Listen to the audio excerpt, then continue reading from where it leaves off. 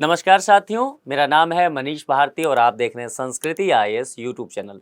दोस्तों, जैसा कि आप जानते हैं कि हम आपके लिए आईएएस प्रीलिम्स 2023 के लिए क्विक रिवीजन लेकर के आए हैं और बारी बारी से हम विभिन्न सब्जेक्ट को लेकर के आ रहे हैं जो करंट अफेयर्स ओरिएंटेड है। उसमें हम कर क्या रहे हैं, तो हम क्वेश्चन प्लस टॉपिक्स कर रहे हैं, यानी कि हम हर लेक्चर में, प्रत्येक लेक्चर में कर रहे हैं कि 5 डिफरेंट टॉपिक लाते हैं जिस पर 5 प्रश्न होता है और उसका हम मिलकर के समाधान भी ढूंढते हैं। साथ ही अप्रोच कैसे लगाया जाए उस प्रश्न के समाधान का, यह भी हम देखते हैं। अब आज का जो सेगमेंट है, आज जो लेक्चर स्टार्ट कर रहे हैं वह है इंटरनेशनल रिलेशन का, यानी कि अंतर्राष्ट्रीय संबंध की हम बात करेंगे। आज इसका पहला लेक्चर है। इससे पहले हमने कई सब्जेक्ट को देख लिया है, अब उसके बाद हम अंतर्राष्ट्रीय संबंध पर पहुंच चुके हैं।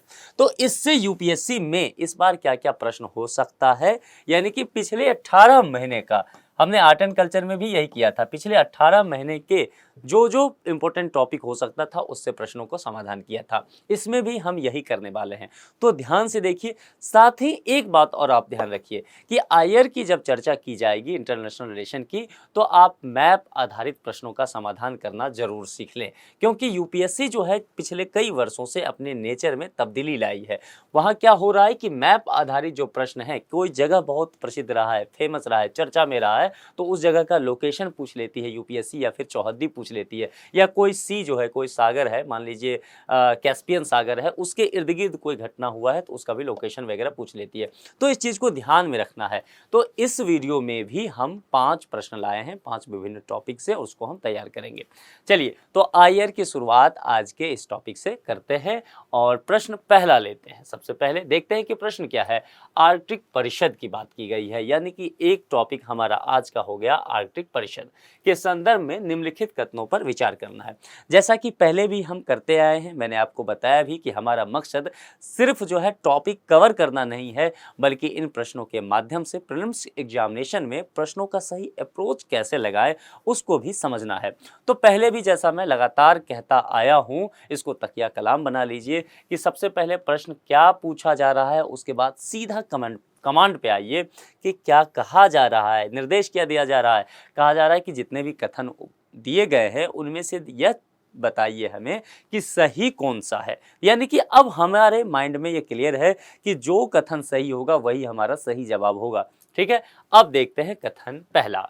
यह कहता है आर्कटिक क्षेत्र में सतत विकास और पर्यावरण संरक्षण को बढ़ावा देने वाला एक अंतर सरकारी संगठन है।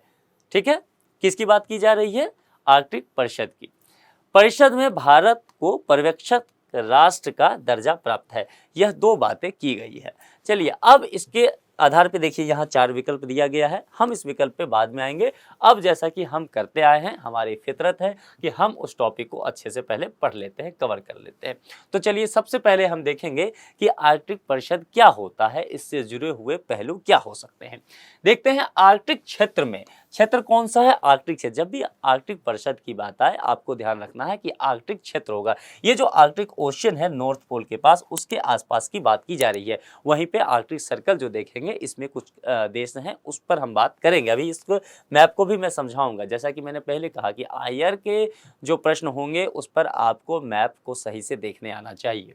तो आर्कटिक क्षेत्र में आपने देख लिया, ये जो आर्कटिक सर्कल है, यानी कि आर्कटिक ओशियन के आसपास के जो कंट्री हैं उसकी बात की जा रही है। यहाँ पर किस चीज के लिए? सतत विकास के लिए और पर्यावरण को बचाने के लिए, उसके संरक्षण के लिए कुछ मुद्दों को उठाया जाता है, उस पर काम किया जाता है। यह संगठन इस तरह का काम करती है और यह अंतर सरकारी मंच होता है। तो ये 2 बातें हमें क्लियर हो गया। इसकी उत्पत्ति जो है ओटावा घोषणा पत्र के माध्यम से की गई थी। इसको ध्यान रखना इंपॉर्टेंट है। ये सदस्य कौन सब देश हैं इसका देख लीजिए।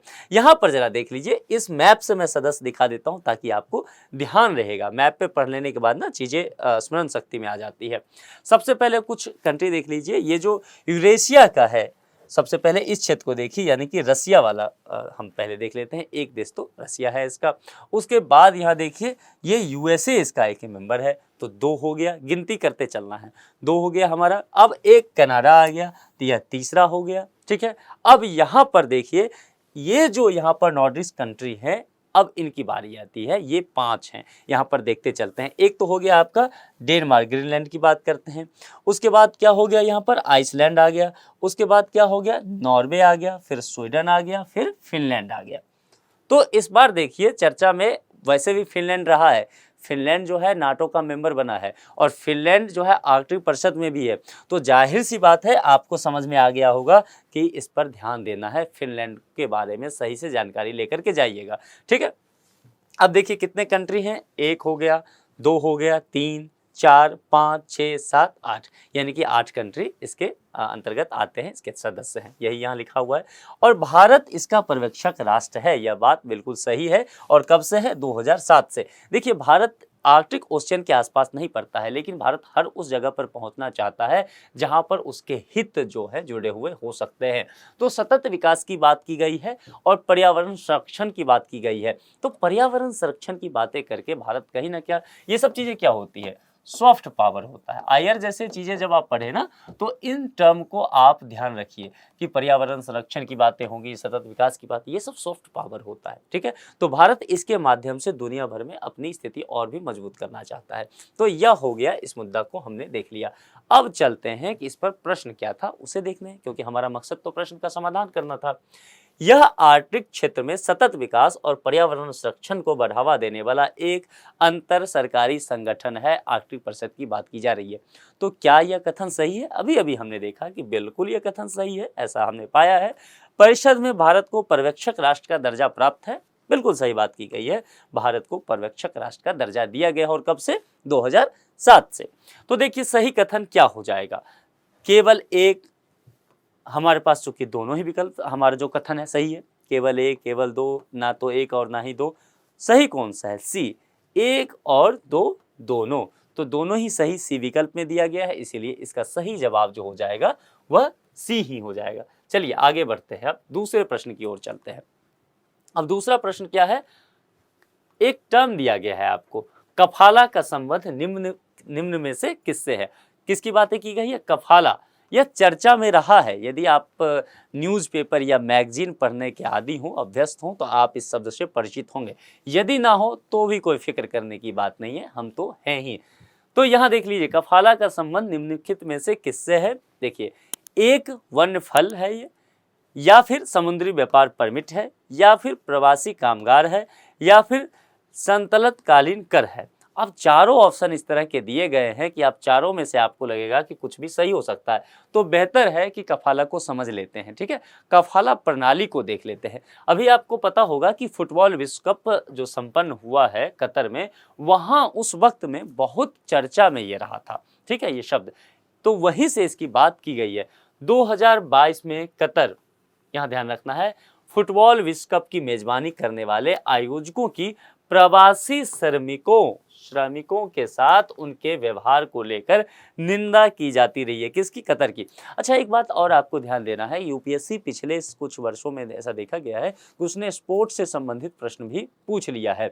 हमने आर्ट एंड कल्चर में आपको स्पोर्ट्स से संबंधित प्रश्न कराया भी था, आपके ध्यान उस तरफ खींचा था कि आप इस सेगमेंट को भी छोड़ के मत जाइएगा एग्जाम हॉल में। अब यहाँ पर जरा समझ लीजिए, तो कल्चर में जब हम कर रहे थे, आर्ट एंड कल्चर में, तब तो हमने बताया था।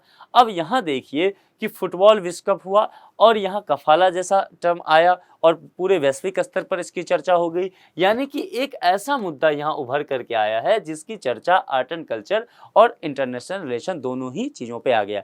अब जहाँ पर एक से अधिक सेगमेंट जुड़ जाते हैं, यूपीएससी की नज़र वहीं होती है। तो ध्यान देना है कि यहाँ स्पोर्ट्स की बात भी है और फिर यहाँ इंटरनेशनल स्तर पर एक मुद्दा उभर के आया है। तो इस टॉपिक को अच्छे से कहने का मतलब मेरा है कि तैयार कर लीजिए। क्या कहा गया है? 2022 में कतर फुटबॉल विश्व कप की मेजबानी करने वाले आयोजकों की प्रवासी श्रमिकों के साथ उनके व्यवहार को लेकर निंदा की जा रही है।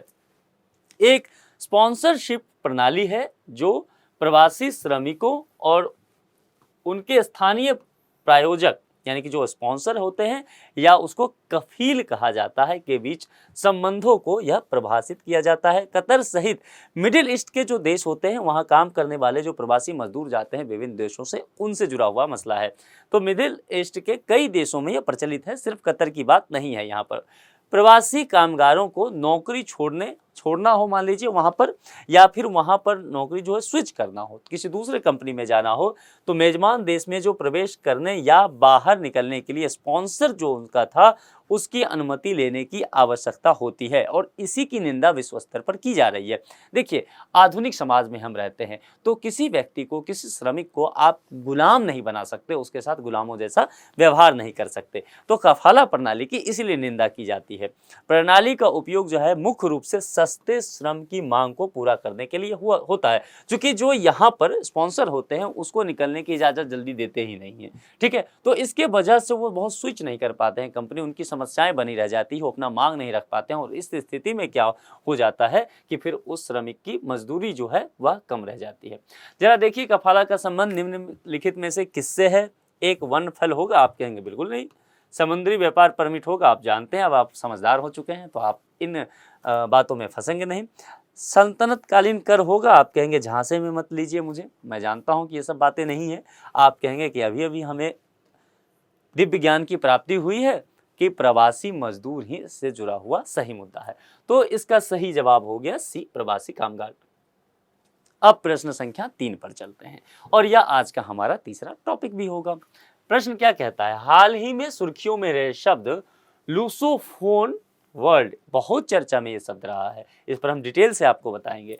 लूसोफोन वर्ल्ड का क्या अर्थ है, ठीक है, इसको बिल्कुल नोट कर लीजिए, क्योंकि यूपीएससी में मोस्ट इंपॉर्टेंट होने वाला है इस साल के प्रीलिम्स के लिए, ठीक है। अब इसमें 4 विकल्प दिए गए हैं। पहला विकल्प कहता है पुर्तगाली भाषी देशों का समूह, यानी कि एक समूह है जिसमें पुर्तगाली भाषा बोलने वाले, पुर्तगाली जो बोलते हैं उन देशों का एक समूह है, पहली बात।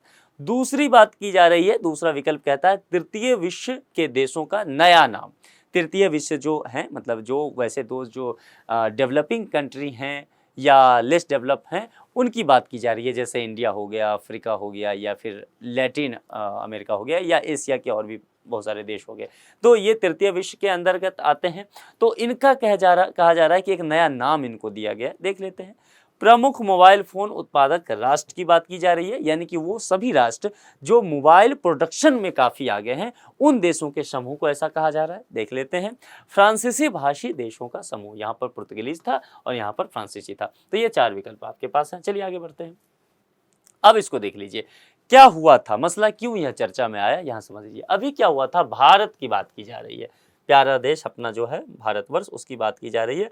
भारत में क्या हुआ था हाल ही में, गोवा में, गोवा आप जानते हैं मौज मस्ती करने के लिए सबसे जो है माकूल जगह है, बहुत अच्छी जगह है।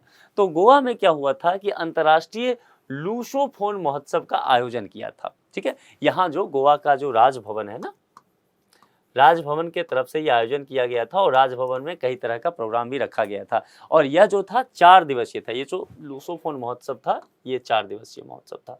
तो यहाँ ध्यान रखना 4 डेज तक ये चला था, ठीक है। अब मैंने पहले भी कहा कि इस तरह की चीज़ें क्या होता है, ये सॉफ्ट पावर होता है। तो ध्यान रखना है, जब भी जब चीज़ों की चर्चा आए ना तो ध्यान रखना है, और मेंस में जब आप ये सब लिख जाएंगे तो एकदम बल्ले बल्ले हो जाएंगे, ठीक है। तो इसको मतलब ये एक सॉफ्ट पावर के तौर पे भारत ने गोवा में अंतर्राष्ट्रीय लूसोफोन महोत्सव का आयोजन करवा दिया। 4 दिन तक सारा काम हुआ, राजभवन भी एकदम इन्वॉल्व हुआ उसमें, बहुत अच्छा सब कुछ हुआ। अब समझिए, भारत के साथ संबंधों में बढ़ावा देने का प्रयास किया जा रहा है। भारत सरकार चाह रही है कि ये जो कंट्री हैं, लूसोफोन कंट्रीज जो हैं, जो पुर्तगालीज भाषा बोलते हैं, उनके साथ हमारा संबंध बहुत अच्छा हो जाए। इसके लिए भारत बढ़ चढ़ करके यहाँ पर आती है। वैसे भी आपको ध्यान होगा, पुर्तगाली भाषा जो है, पुर्तगालीज भाषा है ना, वह गोवा में भी बोली जाती है, कुछ आबादी वहाँ है। तो पुर्तगाली भाषा देशों का समूह का ये एक समूह है, और इसका गठन जो है 1996 में हुआ था। आपको ध्यान देना है यहाँ पर कि भारत इसका पूर्ण सदस्य नहीं है, भारत इसका एक पर्यवेक्षक राष्ट्र है, इसलिए भारत ने इसका आयोजन भी कराया था। जरा इस मैप को आप देख लीजिए। यहाँ कहा जा रहा है कि countries where Portuguese is used officially, जहाँ पर क्या कौन कौन से देश में पुर्तगालीज जो लैंग्वेज है वो बोली जाती है। आपको मैं इस मैप में, यहाँ देखिए, ये जो रेड है, तो वहाँ जहाँ जहाँ इस मैप पे आपको रेड दिखेगा, समझ लीजिए कि वहाँ पर पुर्तगालीज लैंग्वेज जो है उस देश का ऑफिशियली लैंग्वेज है यहाँ की, यानी कि मतलब वहाँ की जो सरकारी कामकाज होगा, जो अधिकारिक कामकाज होगा वह पुर्तगाली भाषा में होगा। तो ब्राज़ील में ऐसा है, ठीक है। ब्राज़ील जानते हैं लैटिन अमेरिका का एक देश है, तो यहाँ पर है, चूंकि यहाँ पर शासन रहा था इसका, ठीक है। कहीं ना कहीं ये सब जो है उपनिवेशवाद से जुड़ता हुआ मसला है। यहाँ पर देखेंगे आप अंगोला में, ये अफ्रीका में आ गए हम, ठीक है। मोजाम्बिया में भी ऐसा आपको देखने को मिलेगा। इसके अलावा भी कुछ छोटे छोटे देश हैं, मतलब मुख्य रूप से ये 2-3 देश हैं, और पुर्तगाल में तो है ही, मतलब वो यूरोप का हिस्सा है। तो ऐसे कुछ देशों में आपको ये स्थिति देखने को मिलेगा। कुल जो इसमें देश हैं इस संगठन में वह 9 कंट्री है, तो इसे आप ध्यान में रख लीजिएगा। अब देखिए को ऑफिशियल जो है, हालांकि को ऑफिशियल बहुत कम ही है। हम आते हैं सीधा सेकेंडरी पे, चूंकि बहुत कम ही देश ऐसा है जहां पर ऑफिशियल लैंग्वेज है पुर्तगाली। सीधा सेकेंडरी लैंग्वेज पे आते हैं, द्वितीय भाषा के रूप में देखेंगे तो साउथ अफ्रीका तक में आप देख पाएंगे कि यहाँ पर जो है पुर्तगाली लैंग्वेज जो है सेकेंडरी लैंग्वेज है। नमीबिया में भी ऐसा है, जिम्बाब्वे में भी ऐसा है। तो इस तरह से आप देखेंगे कि आप इस टॉपिक को पूरी तरह से कवर करके जाइएगा। मेरे कहने का मतलब ये है कि हमने तो बहुत हद तक आपको चीज़ें बता दी। यहाँ पर एक चीज़ और समझना है कि भारत आने वाला पहला जो पुर्तगाली था वो कौन था। हम सब जानते हैं वास्को डिगामा। और वास्को डिगामा कब आया था भारत, मतलब पुर्तगाल से एक नाविक था, और कब आया था तो 1498 में, ठीक है। तो ये चीज़ें ध्यान रखनी है, क्या पता यूपीएससी का सर फिर जाए और यही सब पूछ ले। तो अपने तरफ से पूरी तैयारी करके जाइए, एक मौका भी यूपीएससी को नहीं देना है। हाँ, तो हम समाधान तो ढूंढेंगे पहले इसका। तो प्रश्न कहता है कि ये शब्द जो है लूसोफोन वर्ड चर्चा में क्यों रहा था। निश्चित तौर पे अब हम जानते हैं कि ये सब जो है कोरी कागज की बातें हैं, मोहमाया है, इसको छोड़ दीजिए। यहाँ जो है पुर्तगाली भाषी देशों का समूह है, 9 देश इसमें है, और भारत इसका एक पर्यवेक्षक राष्ट्र है। बार बार बता दे रहा हूँ, भारत इसका पूर्ण राष्ट्र नहीं है। चलिए अब आगे बढ़ जाते हैं और चौथे प्रश्न की ओर चलते हैं। पेरिस क्लब की बात अब आप पहुंच जाते हैं। यहाँ पर पेरिस क्लब के संदर्भ में निम्नलिखित कथनों पर विचार करना है। 2 कथन दिए गए हैं, कौन सही है सीधा यहाँ पर आएंगे हम, ठीक है। आप देख रहे हैं कि हम सीधा कमांड पे आते हैं, उसको समझ लेते हैं, फिर अप्रोच लगाते हैं कथन का। यहाँ कहा गया है यह आधिकारिक ऋणदाता देशों का एक अनौपचारिक समूह है, ठीक है। और भारत के संदर्भ में कहा जा रहा है कि भारत इस समूह का सदस्य है क्या। आपको बताना है कि क्या सही है, फिर देखेंगे। सबसे पहले हम पेरिस क्लब के बारे में ही समझ लेते हैं, वहीं से चीजें हम जान जाएंगे। देखिए, हाल ही में पेरिस क्लब के देशों ने श्रीलंकाई ऋण संकट में दिए गए ऋण की वापसी के लिए श्रीलंका को 10 साल की मोहलत दी है। आपको ध्यान में होगा कि पिछले वर्ष ही श्रीलंका में बड़ी किल्लत हो गई और वहां पर आर्थिक मंदी आ गई, ठीक है। तो वहां पर फिर उसे लोन लेने की जरूरत पड़ी विभिन्न देशों से अपने विकास कार्य को आगे बढ़ाने के लिए, या फिर यूं कहे श्रीलंका की हालत तो इतनी खराब हो गई कि मूलभूत सुविधा के लिए उसे कर्ज लेने की जरूरत थी।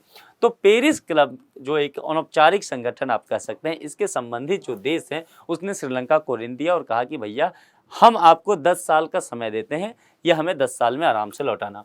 आधिकारिक ऋणदाता देशों का एक अनौपचारिक समूह है, जिसका हमने पहले बात किया, और 1956 से इसकी शुरुआत हुई थी। 22 अस्थायी सदस्यों का एक समूह है, यह ध्यान रखना, जिसमें ऑस्ट्रेलिया, यूके, यूएसए, जापान आदि जैसे जो है ये सभी जो है डेवलप्ड कंट्री इसके मेंबर हैं। और भारत इसका सदस्य नहीं है, ध्यान रखना है, भारत इसका सदस्य नहीं है, क्योंकि यहीं आप धोखा खा जाएंगे। अब यहाँ देखिए, पेरिस क्लब के संदर्भ में निम्नलिखित कथनों पर विचार करना है। यह आधिकारिक ऋणदाता देशों का एक अनौपचारिक समूह है, तो निश्चित तौर पे है, हमने अभी बात किया है कि अनौपचारिक समूह है और आधिकारिक ऋणदाता देशों का। भारत इस समूह का सदस्य है, गलत बात, भारत इसका सदस्य नहीं है। अब देखिए, पहला ही जो केवल सही है और हमें सही ही चुनना है, तो विकल्प ए ही केवल हमें कह रहा है कि केवल एक, बाकी सब में इसकी चर्चा नहीं की गई है। तो चौथा प्रश्न भी हमने देख लिया। अब हम 5वें प्रश्न पे चलेंगे, और 5वां प्रश्न जब मैं कहूँ तो इसका मतलब है कि 5वां टॉपिक की बात की जा रही है। हाल ही में data free flow with trust यानी कि DFFT प्रस्ताव किस देश समूह द्वारा जारी किया गया है। एक बात बता दूं कि जब इसको पढ़े ना आप इस बार, तो आप G20 को जरूर पढ़ लें। अब आप समझ गए होंगे कि कहाँ से चीज़ें जुट के आ रही है, ठीक है। लेकिन बिल्कुल भी अभी आप उत्साहित ना हो, क्योंकि जवाब कुछ भी हो सकता है। देखिए, विकल्प ए कहता है यूरोपियन यूनियन, विकल्प बी कहता है जापान, सी कहता है ब्रिक्स, डी कहता है अंतर्राष्ट्रीय टेलीकॉम यूनियन। ठीक है, संभव है कि G20 का मंच पे अभी भारत को अध्यक्षता मिली है, तो इस मंच पे इन चीज़ों को उठाया जाए, क्योंकि भारत भी इंटरेस्टेड है इन चीज़ों से। चलिए data free flow with trust की बात करते हैं कि क्या है। DFFT के बारे में जान लेते हैं, वहीं से सब बातें खुल के सामने आ जाएगी। उद्देश्य क्या है इसका?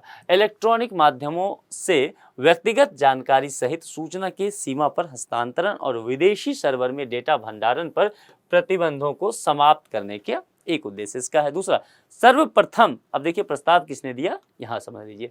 सर्वप्रथम जो है पूर्व जापानी प्रधानमंत्री जो है शिंजो आबे के द्वारा इसे प्रस्तुत किया गया था, इसका प्रस्ताव दिया था। G20 देशों ने ओसाका ट्रैक के तहत इसे समर्थन दिया है। यहाँ इसलिए मैंने कहा कि G20 जो है यह इंपॉर्टेंट होगा। ओसाका ट्रैक एक प्रक्रिया है, इसके बारे में आप समझ लीजिए। इसका उद्देश्य डिजिटल अर्थव्यवस्था, विशेष रूप से डेटा प्रवाह और ई-कॉमर्स पर अंतर्राष्ट्रीय नियम बनाने के प्रयासों को तीव्र करना है। तो यह मुद्दा हो गया। अब चूंकि भारत जो है यहाँ पर सबसे ज़्यादा डेटा कंज्यूम होता है, मोबाइल फ़ोन के यूजर्स भी हमारे यहाँ बहुत ज़्यादा हैं, तो इस वजह से भारत का इंटरेस्ट इसमें बना हुआ है। और भारत जो है G20 का इस बार अध्यक्षता भी कर रहा है, तो बहुत अच्छी स्थिति में भारत है कि इसको अपने मंच से उठाए। और जापान तो हमारा मित्र राष्ट्र भी है, तो उसने प्रस्ताव दिया है, तो दोस्त ने कहा है तो देखेंगे ही, कुछ ना कुछ कर लेंगे। अब देखिए, हाल ही में data free flow with trust प्रस्ताव किस समूह या देश के द्वारा जारी किया गया था, ये बातें की गई है। यूरोपियन यूनियन की चर्चा ही नहीं है, ब्रिक्स की चर्चा ही नहीं है, अंतर्राष्ट्रीय टेलीकॉम यूनियन, यहीं आप फंस सकते हैं। अगर मतलब जानकारी ना हो तो आप समझेंगे कि अच्छा डेटा की बात की गई है, जरूर टेलीकॉम यूनियन की बात होगी, आप मारेंगे टिक के सीना तान कहेंगे इस बार कट ऑफ हो रहा है 90 जाएगा, और आके देखे तो एक और गलत हो गया। तो इसको समझ लेना है। इसका सही जवाब होगा बी, विकल्प बी, यानी कि जापान के जो प्रधानमंत्री थे पहले पूर्व शिंजो आबे, उन्होंने यह प्रस्ताव दिया था। तो इसके माध्यम से आपने देखा कि जो 5 प्रश्न थे, 5 टॉपिक से हमने कवर किया है और पांचों पर ही हमने बहुत अच्छे से चर्चा कर लिया है। मुझे उम्मीद है कि आप इसको सही से समझ पाए होंगे। साथ ही जो जैसा कि मैं बताता रहता हूं कि इस टॉपिक को भी पढ़ लीजिए, इस टॉपिक को भी पढ़ लीजिए, तो उसे नज़रअंदाज आप बिल्कुल मत कीजिए, क्योंकि यूपीएससी जो है सीधा वहाँ नहीं जाएगी जहाँ आप और हम सोचते हैं। यूपीएससी की चाल अपने तरह की होती है। तो इर्द गिर्द के चीज़ों को पढ़ते अगर आप चलेंगे तो संभव है कि आप सफलता के बहुत करीब तक पहुंच जाएंगे और सफल भी हो जाएंगे। तो इस वीडियो में इतना ही रखते हैं। इंटरनेशनल रिलेशन के दूसरे लेक्चर के साथ हम आपसे जल्द ही मुलाकात करेंगे। अपना ख्याल रखिए। Thank you.